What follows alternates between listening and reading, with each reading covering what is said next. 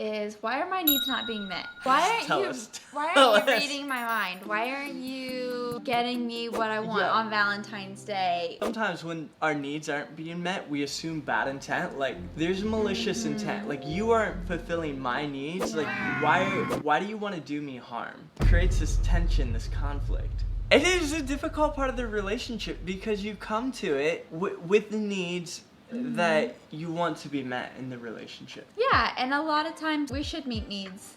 Yeah, in a healthy relationship, in love, you are meeting the needs of the other person. And sometimes that's not happening. Yeah, so why is that?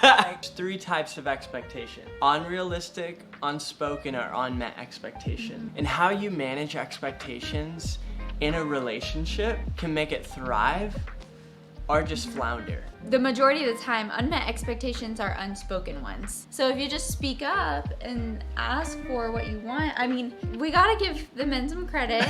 Yeah, please do before you throw us under the bus here. Sometimes they can surprise us and be really sweet, but if we are always expecting that from them, they're not gonna be able to fulfill that. Because most of the time, I don't know what Megan wants, desires, or hopes for. He can't read my mind. Yeah, I can't. And I can't read his. Just like, tell me what you want, babe. It could be as simple as saying, hey, I need X. Could you do that for me, babe? Can you say that differently? How would you like me to say it? I don't know, when you say X, I feel like some people might think you're saying sex. Maybe I am. Maybe it's like, hey babe, can you do the dishes? I would feel really loved if you could do that for me. Yeah, absolutely. It's a spoken desire. And instead of getting passive aggressive of like, I want them to do the dishes, why aren't they doing the dishes? I am resentful and bitter at them. Maybe they're just unaware. And if I would speak up and share that need, share that desire, they would fulfill it. As long as it's not a demand, then it's a request. Yeah. And, you know, there are times where he can decline, but the majority of the time he does it, and it's a real desire. Now, that doesn't always go one-sided. I hear his desires and I say, okay, can our expectations be in alignment? Can our desires both be fulfilled? Or do we need a compromise here? No. Because in marriage, it's not my life, it's not her life, it's our life. And it's having the conversation to align.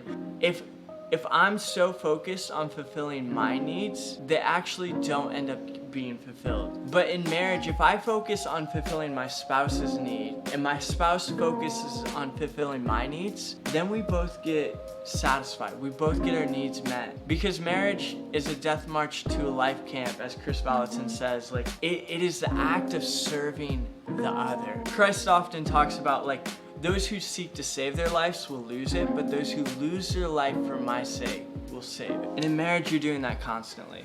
So we have a couple friends who are in a relationship, they're married. She told me, I just would love if you would just surprise me with a coffee. And I said, he doesn't know to do that. He doesn't know you want that. Just ask for it. Just ask him to show up with a coffee today or next week. Just ask him a spoken desire. And that's what I did with Dustin. Even today, I was going through my mind like, oh, I don't know if he'll get me flowers or a plant for Mother's Day, and though we're early, we're not quite baby in hand yet, she's still in my belly. He was looking for a card and I'm like, I have a pot at home, it's empty, like it needs a plant. I wrestled with that, like he can't read my mind, he doesn't know that I want that. And so I had to speak up and say, babe, I have an empty pot at home, it would be kind of nice to get a plant. And he said, oh, like for Mother's Day? And I said, yeah, that would be really nice. And so that was spoken. And guess what? Ladies, set up your men for success. Guess what? He got me a plant. Like, be clear on what you want, what you need. Don't be indirect. Don't beat around the bush. It doesn't remove the romance like you would think, because the element of surprise isn't there as much. But think about how fulfilled you feel. Think about how, joyful that expectation being met, that desire being met, that is better than the surprise romance, because otherwise, honestly, not many men or women know what to give. Anytime there's a need not being met, it's not a time to avoid or be angry. It's a time to align through having conversations. In marriage, it's not my life, it's not her life, it's our life. It's coming together, having the conversation. What do we want our life to look like? And be realistic, like with your expectations and your desires. Not only focus on being heard by speaking up, but focus on listening too.